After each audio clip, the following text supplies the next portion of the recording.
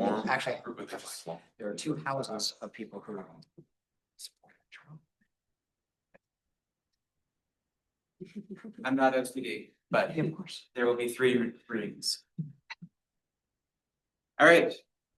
So we're going to go ahead and get started with our second half of this morning's session. Our first speaker is going to be Marley Chertok, who is going to speak with us about the persistence of interior rocks in degrading lunar mare craters. Great. Okay. Hi, I'm Marley. I'm a postdoc at JPL working with Catherine Elder, and I started back in January, and so I'm going to be presenting some of the months of work I've been doing on persistence of interior rocks in degrading lunar mare craters.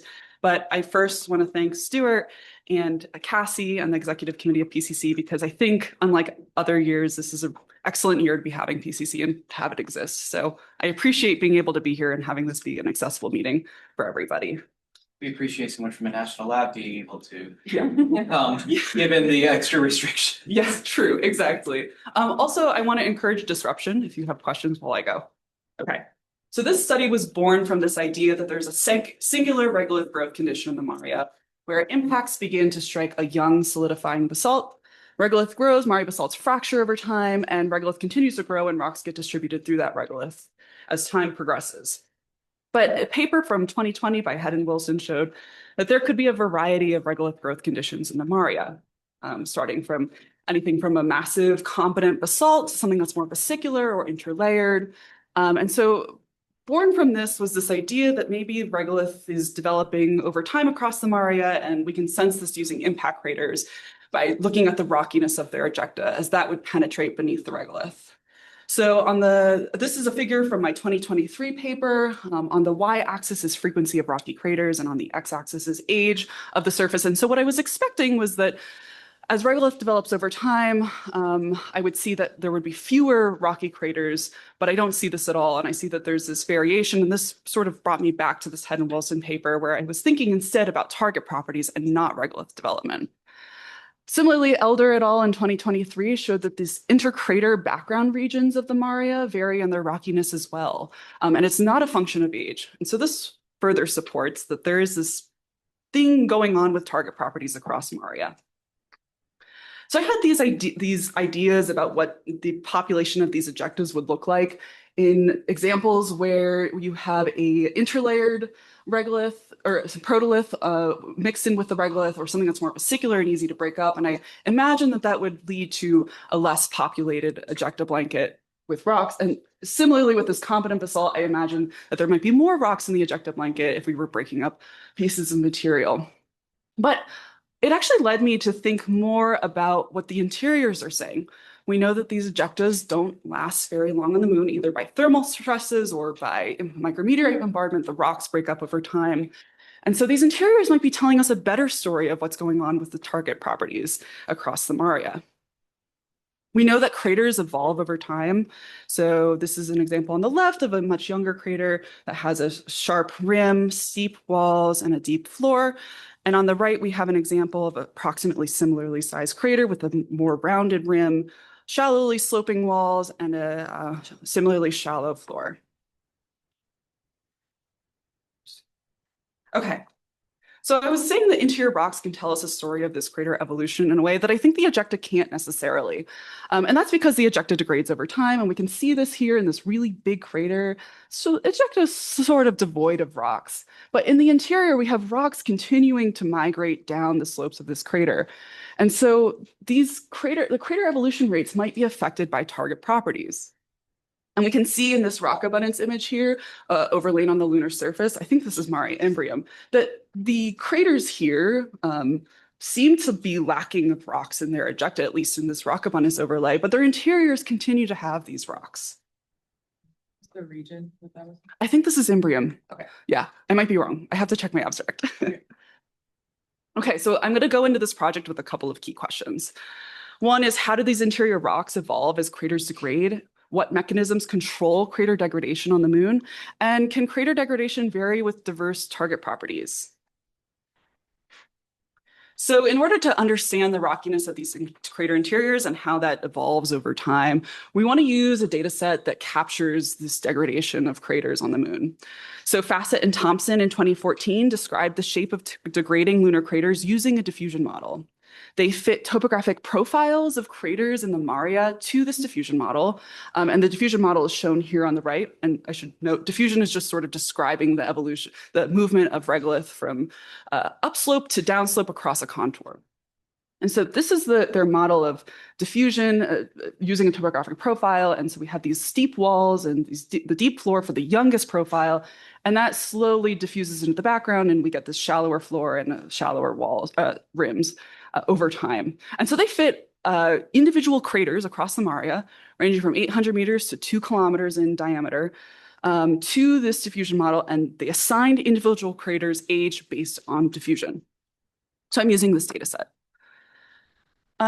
There are 12,000 craters that were made available by Fassett and Thompson in 2014, but only 6,000 of those craters I am using today. And that's because we had this discussion actually yesterday about the TCDEM, which is how this data set was derived. And so those centers are referenced to the TCDEM, but in 2021, thanks to Cole Neipover, he re-referenced a bunch of these points such that they align well with some of these other LRO data sets. And he referenced them to mini-RF, which is why we see this striping here. So the re-reference points are the yellow points, and those are the craters I'm using. And then the Fassett and Thompson points are the blue points. And so we have a whole other part of this data set that we've yet to access. We can estimate the coverage of surface rocks using diviner rock abundance. Rock abundance is used to estimate the areal coverage of rocks greater than 1 meter in diameter. And a rock abundance pixel is about 250 meters per pixel at the equator. And that improves, of course, with latitude. Okay, so here is diviner rock abundance with this crater that has a really nice, bright, rocky ejecta. And as I zoom in on this point, on this rim, we can see that in NAC, at least, that this is covered in rocks. And so in red, it's about 20% rock abundance in this particular region. So I'm sampling the crater interiors. I've defined my interiors from 0 to 0.8 crater radii from the center in order to remove some diluting from the proximal ejecta because those pixels are quite large for rock abundance. And then I define my ejecta from 1.2 to 2 crater radii from the center of the crater in order not to also contaminate my ejecta values with interior values. I define my background rock abundance in intercrater regions ranging from 0 to 3 radii from any 200-meter craters in my 2023 count areas that I published on. And so I'm comparing that background to the ejecta and the interiors in order to get a sense of what the Mare is doing in individual regions. Okay. So this is just the distribution of interior rock abundance through time. This is all of my data here. I haven't separated by unit yet. And so what I'm looking at is a histogram. And so in the top left corner, I have craters that are 0 to 1 GA. The next bin is 1 to 2. And then the final bin is 3 to 3.8, which is the maximum age of the Maria.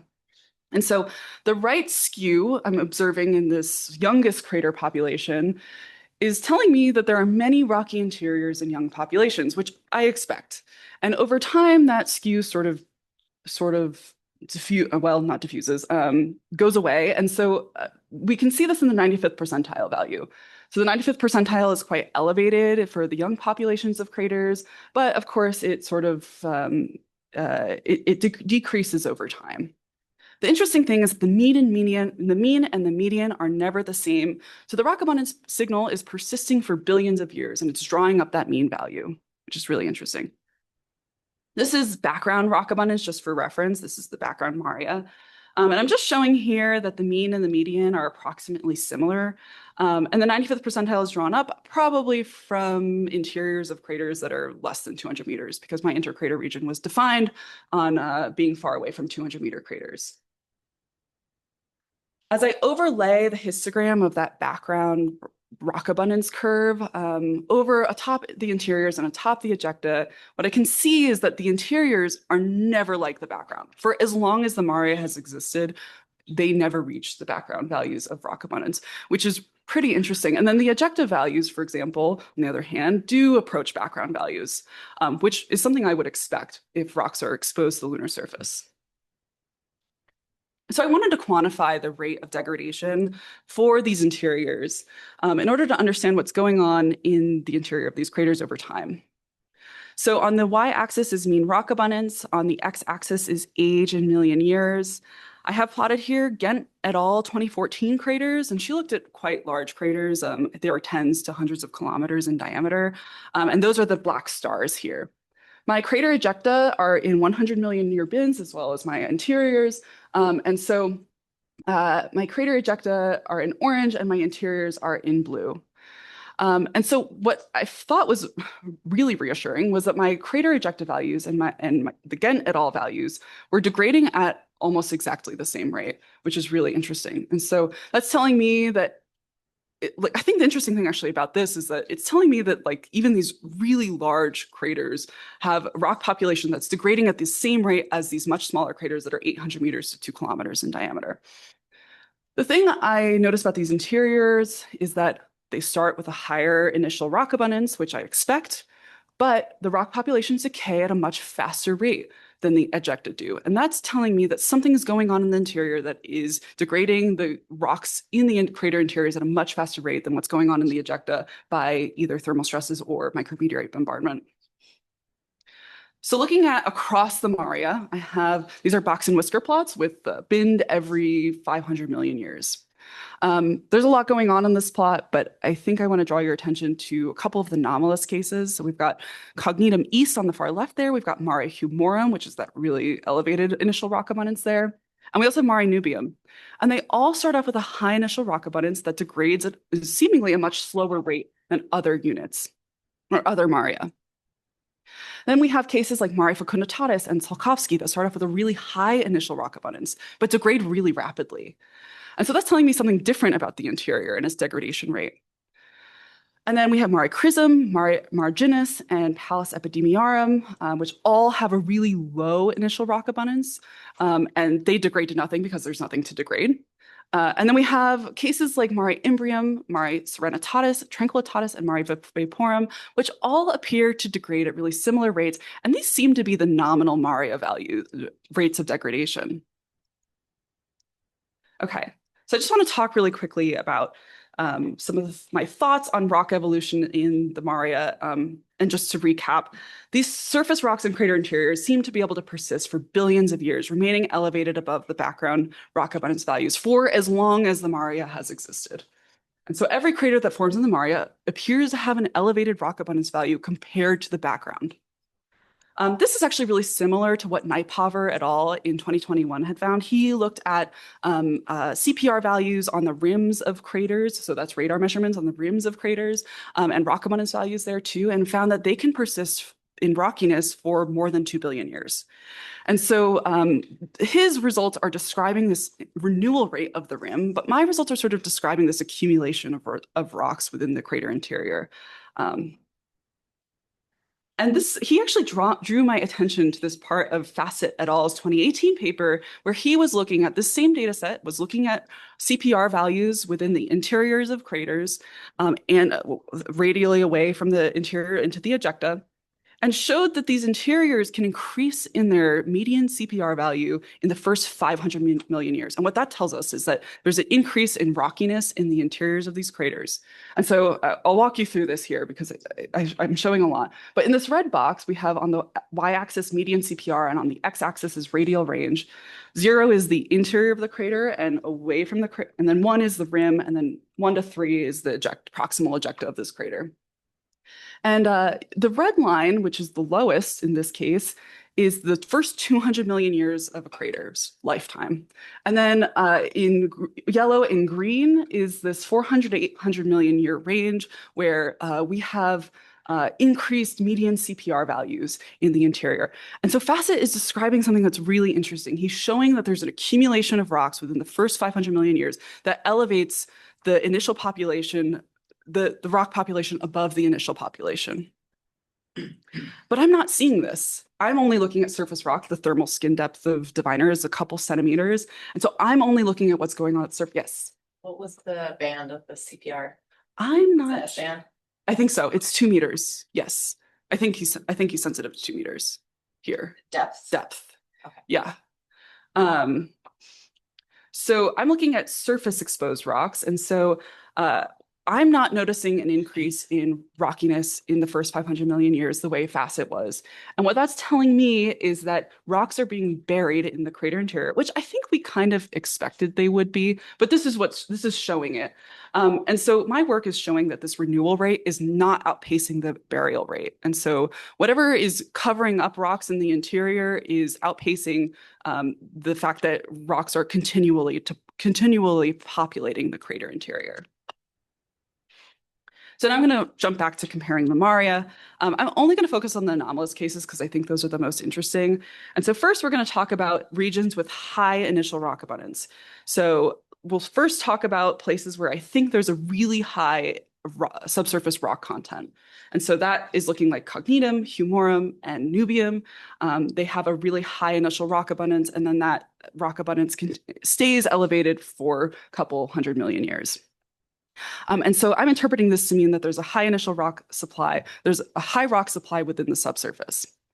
Facunditatis, for example, and Salkovsky also both start with a high initial rockiness, and that's telling me that, oh, sorry, go ahead. Sorry, high initial rockiness, like right after impact? This is Or within the first pre-impact? 500 million years. Okay, so Yes. this is of the impact, it's not like pre-impact rock. Oh, well, like kind of in a way, because I'm sensing the rockiness of the subsurface when impacts are hitting the surface. And so like it's sort of telling you about the target property, like the rock supply within the target, Yeah. but it's also telling you about that evolution. And so for Salkovsky and for Facunditatis, for example, they start off with this higher initial rockiness, which is telling me that there's some subsurface rock content in the subsurface. But that is quickly being covered up in the interior with regolith because that signal of rock abundance is being obscured quite quickly. Yeah, no problem. And then these rock pore surfaces like Mare Chrism, Mare Marginis, and Palus Epidemiarum, I think just don't have a lot of rock in their subsurface. They have really low initial rockiness, rock abundance, and then they degrade to nothing because there's nothing to degrade, of course. Okay. And I actually just decided to look at some of these craters just in QuickMap. It was just took a couple screen grabs from there. I'm observing that these target properties are appearing to play a role in the rockiness of the interior and in the degradation of these craters. So these are two 800 million year old craters based on Facet's diffusion rate. And the one on the left is in Chrism, which was that rock pore, the unit I was interpreting to be rock pore. And then the other is in Humorum, which I'm interpreting to be much more rock abundant in its subsurface. And just by looking at these two images here, I see that there are some rocks, of course, in Chrism crater, but there are many more in Humorum. And so that's telling me that I think there's something different about the degradation patterns within these surfaces, but also I think that what it's telling me actually is that the subsurface rock content is variable. Question. Yes. Are those the same incidence angles just flipped? Because the one on the left looks shallower. And if they're the same approximate age, I'm wondering if the one on the left could be an unidentified secondary, in which case you might get different rock abundance in secondary craters. Actually, this is a really good question because I've been thinking about whether or not these craters could themselves be secondaries, especially as we get older. And so I had wondered this too. So I tried to pick a similar incidence angle for these two. I don't remember what it was though when I just screen grabbed them.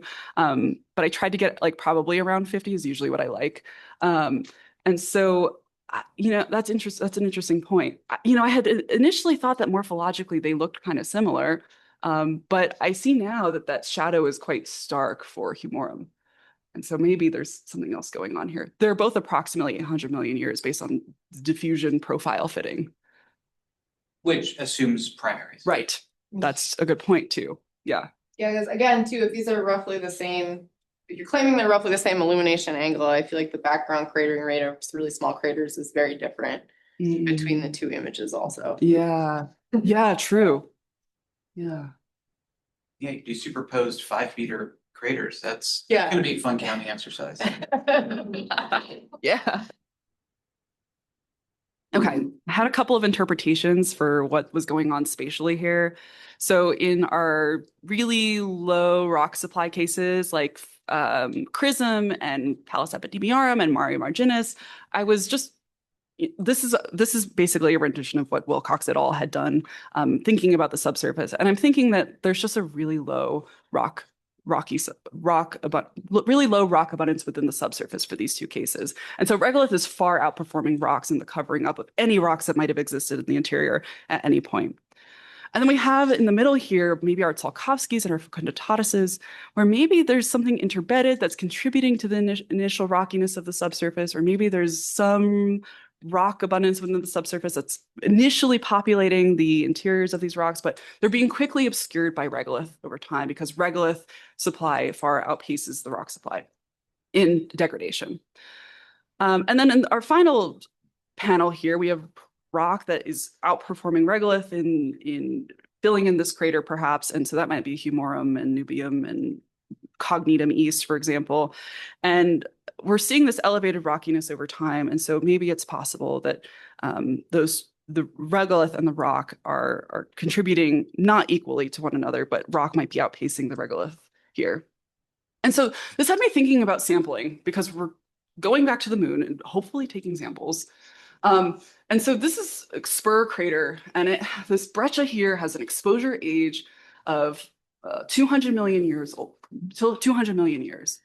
And so they took the sample, and sometimes it's referenced as being the crater's age, this sample here.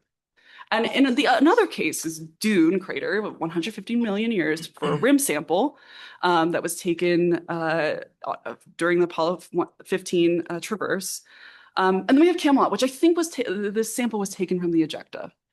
And maybe as a consortium, we can be thinking about suggestions we make to potential sampling efforts, because I think that this work, and also Cole Neiphover's work, who initially suggested that we need to be careful about what we're sampling, especially in the interiors and at the rim, maybe we can think about what this means for upcoming missions. And so in conclusion, interior rock abundance degrades with time, but can remain elevated above the background for billions of years. The rockiness of the interior degrades at a faster rate than the ejecta, and burial is outpacing replenishment of rocks in crater interiors. Also, we've been observing these regional differences, which might reflect target property variability, which could also affect degradation processes. And I had a couple questions for the consortium, but we can talk about those later or at another point if I'm right. 8 minutes. I have 8 minutes. Okay, cool. Excellent. Okay, so this question is for people who think about topographic diffusion or people who don't think about topographic diffusion and have something to say. And so what role can target properties and rock supply play in topographic diffusion? So is this downslope movement of rock contributing to the overall diffusion of craters in the Maria, or is it purely an advective process where it's like landslides and mass wasting of rocks downslope, or is it contributing to this diffusion process? Also thinking about whether or not depth diameter can change more rapidly in these rockier targets. Rock takes up more space than regolith, so I would assume that maybe it's raising up that interior at a much faster rate for these rockier targets. And then also thinking about implications for samples. Can we actually accurately age date craters older than a few hundred million years, or just how long their ejecta blankets supposedly last on the moon? And what can we do about exposure ages for those samples?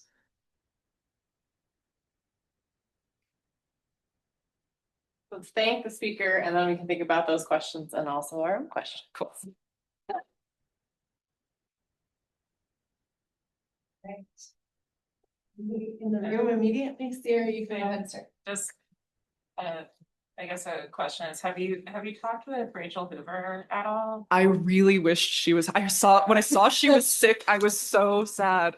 Andrew Wilkowski describes her as a homie, and so I knew I could get to talk to her. But yes, I really want to talk to her at some point. And so maybe I'll set up a time to meet with her virtually when she's feeling better.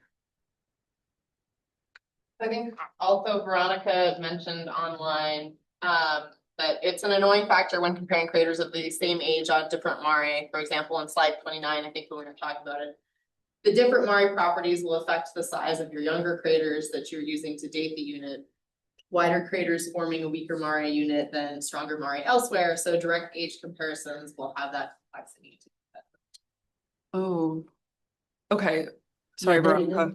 What is meant by this? There's no question there. There's no solution that I'm offering. Just a heads up on the complexity. When you're trying to age date these units that you've identified, have different properties based on the boulder distributions. The different physical properties of those units are going to affect what sized craters are formed by the same impactor. And so you'll have different size frequency distributions forming in those units. So it's going to mess with your straightforward age comparison of these units. And I don't have a solution, but just make sure to add a sentence of accepting this complexity into whatever papers to get past reviewers. Yeah, good point. Are you volunteering to review, Veronica? I'll put your name. Well, we'll see. Yes. Yeah, I'm wondering if you have an opinion about the degree to which the boulders going downhill inside the crater are just creeping very slowly, every month or something like that, Yeah. or whether it's due to very rare giant seismic events because of impact of a large crater somewhere nearby. Yeah, I think that's a really good point. And I think this ties into this idea that like if rocks are slowly creeping down the sides of these craters, then maybe it is a diffusive process, just a different grain size. And so I was curious about whether or not you really need this event to move rocks down slope if they exist at all. I'm still thinking about this. I honestly don't know the answer to this question, and maybe we can see hints of it in my data set, but I have to bin them in too big of bins to see this time scale, of course. I mean, of course, they've only been, their ages have been estimated such that they're more appropriately binned rather than looking at them individually. So were you saying that like sorry, this is kind of similar to the question I already. That's okay. So the craters with a higher rock abundance, Mhm. right? You said that would be due to like previously available rock like abundance. I think so. So- I think, I'll talk a little bit about it in my talk, and this is like, I'm very much getting into like the broad strokes, or maybe denser material creates like more, like it creates the like fracturing and bouldering. Maybe it creates the rock production and facilitates rock production instead of the rocks already having been there. And do you know what I'm trying to say? do you mean it's a impact process that's producing the rocks versus, Yeah, that would be based on my research, which is very like funneled and like. that's okay. My perspective that I'm coming from, it might produce more like. Are you thinking fracturing like and boulders? breccia boulders type of thing, like formed Yeah, upon sure. impact? Yeah. Oh, okay. That's interesting. I mean, I think I had thought about this. I think the initial rockiness is an interesting point because I think that might be different than what we're seeing as time goes on. Because as time goes on, you don't have the impact event. And so Right. you're just sampling from what's around you. Right. And so yes. maybe that's a different story than what's happening initially. Yeah. But I think the initial rock population, obviously has something to do with that evolution pattern Yeah. because you have to start with something. It's definitely like affected by target properties. Yes. For sure. Yeah. Okay. We can have a talk. Cool. My talk as well. I want to see your talk. But it's slightly. Better one's next. Yeah. We might have to save some questions for discussion. So for Sarah has a microphone. so for age dating the craters, you're oh The back row is just in a microphone dead area. Everyone else should be fine. Oh, okay. okay. So for using so you use the diffusion models to age date the craters, right? Yeah, but you have to bin them. Okay, Yeah. yeah. I was thinking that maybe to add to that, you may have already looked into this, but I know I forget the actual studies. I could maybe look at old presentations I have to Cool. find that. But there's like maps of the geologic units and their age estimates. So maybe that could be constraint of, based on the age of the unit that it's in, that could be a maximum age of the crater to help you constrain, perhaps? Yeah, so Fassett and Thompson actually did this work. They did constrain it against Hiesinger age-defined units. And so they actually found good agreement between their crater age. Like, for example, they didn't have like a 3.8 billion-year-old crater on a 2 billion-year-old surface. So they did constrain it in that way. And they also constrained it against Neukomm production function. And so there has been some testing done. But yes, this has been done, which is great for me because then I don't have to do it. Yeah, I just wanted to check on that. Yeah. Yes.